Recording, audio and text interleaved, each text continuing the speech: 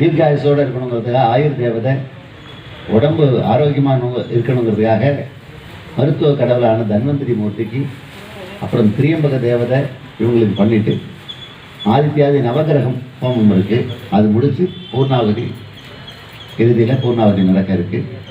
இந்த மகா சுதர்சன மூர்த்திக்கு இன்னைக்கு அவதார தினம், அதாவது பிறந்த நாள். பொதுவாக எல்லாருமே பிறந்த நாள் இப்போ நம்ம தேதியில் மாற்றிட்டோம்.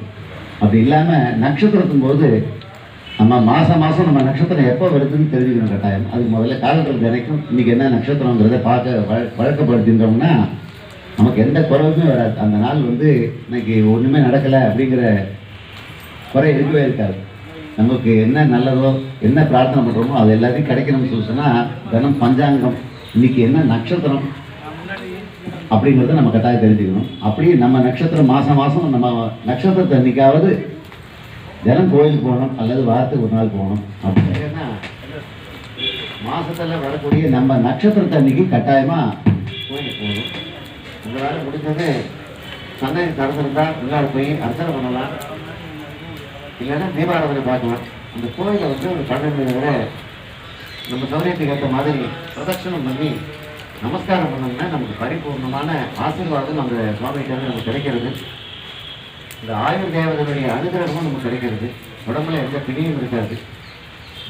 இதில் வருஷத்தில் ஒரு தடவை வரக்கூடிய நம்ம பிறந்த நட்சத்திரம் இந்த மாதம் ஆனி மாதத்தில் வரக்கூடிய சித்திரை நட்சத்திரம் மகா சுதர்சன மூர்த்தி அவதாரம் அடைகிற நாள். இது பிறந்த நாள். அதே போல் நாம் எந்த மாதம் தமிழ் மாதம் கணக்கு வச்சுக்கணும். நம்மளுடைய தமிழ் மாத கணக்குப்படி நம்மளுடைய நட்சத்திரத்தை அன்னைக்கு நம்ம பிறந்தநாள் கொண்டாடணும். அப்படி கொண்டாடினா பிறந்தநாள் கொண்டாடணும்னா என்னன்னா, முதல்ல அன்னைக்காவது தலை குளிக்கணும். குளிச்சுட்டு வீட்டு சாமிக்கு முதல்ல நம்மளால் முடிஞ்ச பூஜைகளை பண்ணணும். பக்கத்தில் இருக்கிற ஏதாவது கோயிலுக்கு அவசியம் போய் அன்னைக்கு ஒரு அர்ச்சனை பண்ணுறது அல்லது சுவாமியை வழிபாடு பண்ணுறது நம்ம பூர்ண பலனையும் தீர்காயுசையும் தரும். அப்படிங்கிறதுல சந்தேகமே கிடையாது. அதை நிச்சயமாக வழக்கப்படுத்திக்கணும். அப்புறம் இதை விட என்ன சிறப்பாக செய்யணும்னு சொன்னால், அந்த பக்கத்தில் இருக்கிற கோயிலில் ஏதாவது நைவேத்தியத்துக்கு கொடுத்து நம்ம போய் இந்த நைவேத்தியத்தை பண்ணி அர்ச்சனை பண்ணி அந்த நைவேத்தியத்தை நம்மளால் முடிஞ்சால் அந்த கோயிலுடைய விதிக்கு உட்பட்டு நம்ம வினியம் பண்ணா நம்ம கையால் கொடுக்க முடிஞ்சால் கையால் கொடுக்கலாம். இல்லைன்னா அந்த கோயிலில் யார் கொடுப்பாங்களோ அவங்கள்ட்ட கொடுத்து அந்த பிரசாதம் நம்ம செய்யலாம். அது ரொம்ப விசேஷம். ஒரு சக்கரை பொங்கல் இது மாதிரி போட்டு விநியோகம் பண்ணலாம். இதை விட எது சிறப்பாக செய்யணும்னா ஒரு அபிஷேகம் பண்ணி நைவேத்தியம் பண்ணி அதை விநியோகம் பண்ணலாம். அப்படி இன்னும் விசேஷமாக பண்ணணும்னு சொன்னால் ஒரு கல்யாண உற்சவம் பண்ணலாம். ஒரு கல்யாண உற்சவம் பண்ணி எல்லாருக்கும் பிரசாதத்தை கொண்டு போனால் நமக்கு வாழ்க்கையில் எந்த குறையும் இருக்காது.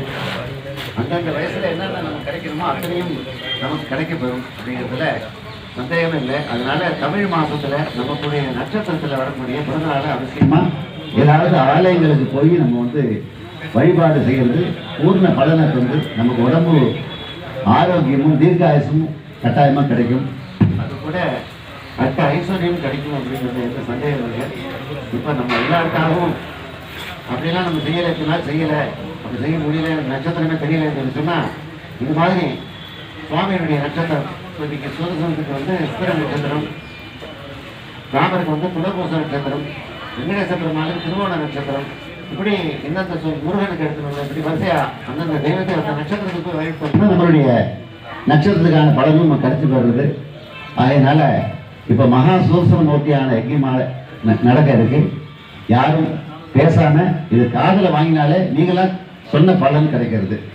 நீங்க இந்த மந்திரத்தை சொல்லணும் அப்படிங்கிறது உங்க